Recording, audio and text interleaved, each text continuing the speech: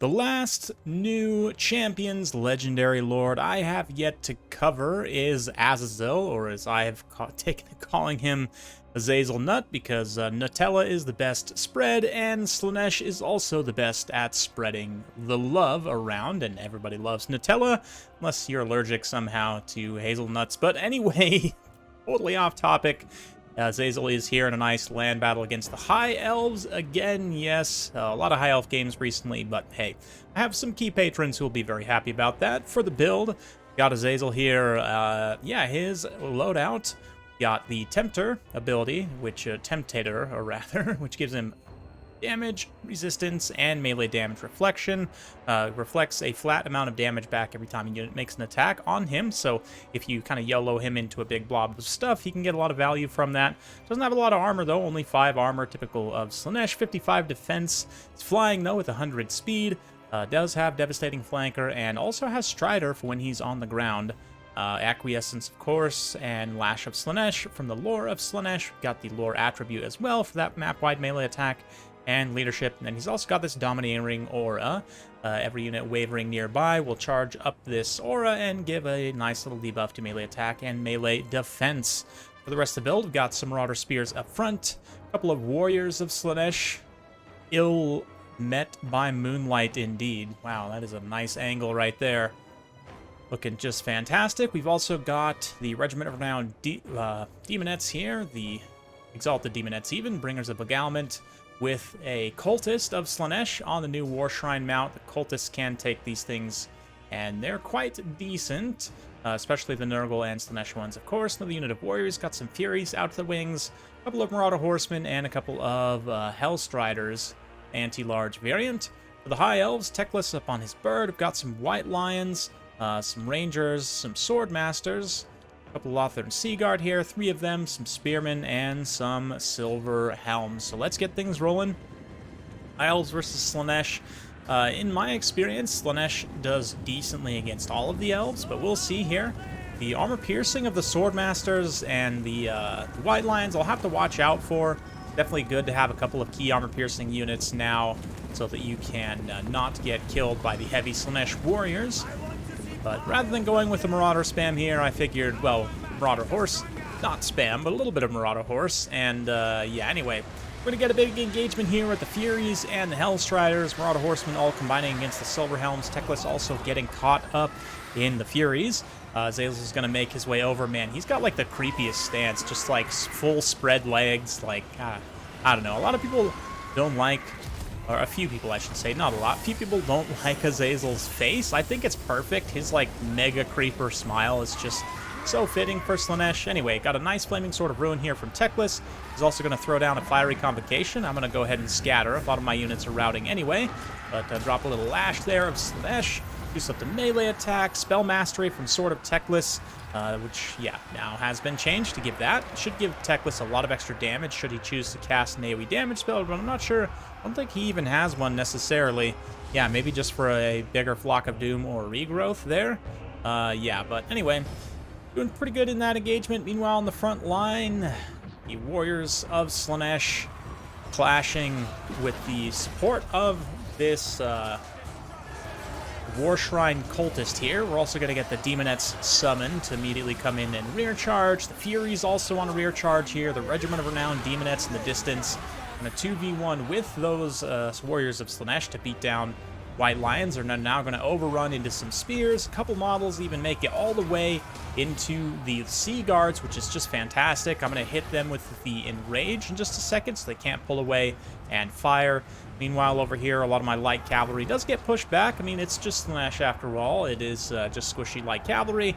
But the Marauder Horsemen with the Devastating Flanker, I'm going to try and get them some cheeky charges into the sides and rear of these Lothern Seaguard. Like you can see, this unit actually took pretty substantial damage, considering that's just a light cavalry charge into an anti-large type unit. You know, getting them in the rear so they don't get their bracing bonus and getting some solid damage. Maybe left them a little bit over long there, but certainly the Horsemen of Slaanesh, especially when combined with the Hellstriders, obviously a lot of synergy there. But Techless going to get hit with another Acquiescence as Azazel continues to hunt. Azazel's very vulnerable to missiles, though, obviously, just with the physical resistance Armor's not going to do anything to that concentrated arrow fire, so I've got to be careful of that. Going to continue to rush the horsemen in, and my opponent also bringing in the silver helms as well. So nice back and forth there. Meanwhile, in the distance, still more of the same. Managed to break up some of those white lions, chase them off with the... the Furies. I don't know why my brain's a little fried today, guys. Cultists also, hopefully we see. Yeah, they have this cool attack animation. One in particular where she kind of swings down off the side. There we go. Whacks a big splash attack there. Anyway, back to the important part of the fight. A lot of my horsemen once again gets pushed back, but Azazel's continuing to fight against Teclis.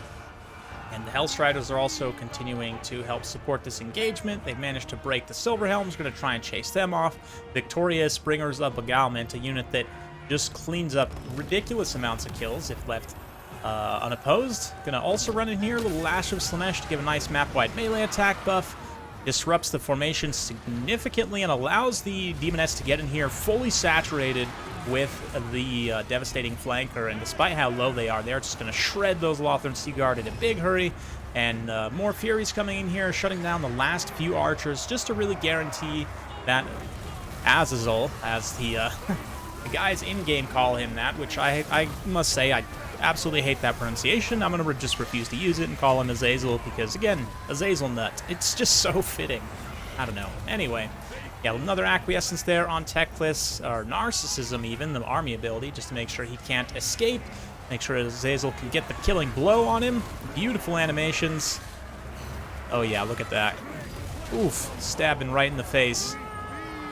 Eventually the dumb pigeon mage will go down, and that'll be army losses. So, decent game to my opponent. Slaanesh games tend to go pretty quick there. And I would say this is definitely off meta for Slaanesh. I mean, the meta definitely right now is just mass Marauder spam, but figured I'd do something a little bit different, and it worked out pretty well. Azazel getting 4,345. I mean, Teclis did heal cap himself, so that's significantly inflated value from that, but still, I mean, he basically single-handedly took down Teclis, more or less, and just applied so much pressure to him that Teclis couldn't affect other parts of the battlefield very substantially.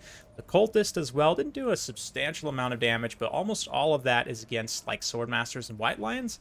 Helped to limit these units quite effectively, helped support the warriors here, who themselves didn't pay for themselves with the damage output, but they're more meant as just kind of a sturdy anvil unit to have here. Provide a nice backbone. The hammer comes from the high charge Slaanesh units, right? Obviously, Bringers of Beguilement definitely fall into that. Huge amount of value. Definitely carried me pretty hard in allowing my kind of heroic cavalry engagement to play out without really needing to worry too much about the infantry. They could just win outright.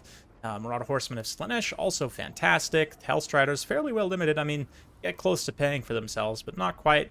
Slaanesh Fury is also quite strong if you use them correctly. One of them definitely misused.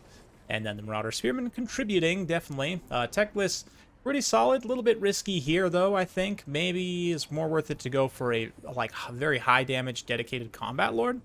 Tyrion, even with Sunfang AoE damage, is okay, but I don't know. I'd have to kind of think about it a little bit and see which High Elf Lord was I actually taking this matchup? You guys let me know down in the comments below. Some people also might question the pick of Swordmasters and White Lions, but I do think you need a bit of armor piercing here, or else you could take a Metal Mage, I guess, a Metal Archmage, or just a Lord Metal Caster in general. Make sure you have Plague of Rust just in case of high armor units, and that way also if they take all unarmored units, you aren't wasting the AP necessarily.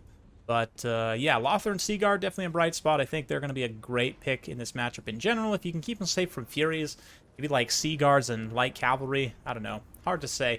Let me know what you guys think in the comments down below. Hopefully you enjoyed that quick look at new Slaanesh. If you do like this sort of content, be sure to like, subscribe, hit that bell notification button. Every time I upload a new video, you'll be notified. Thanks again. We'll see you next time.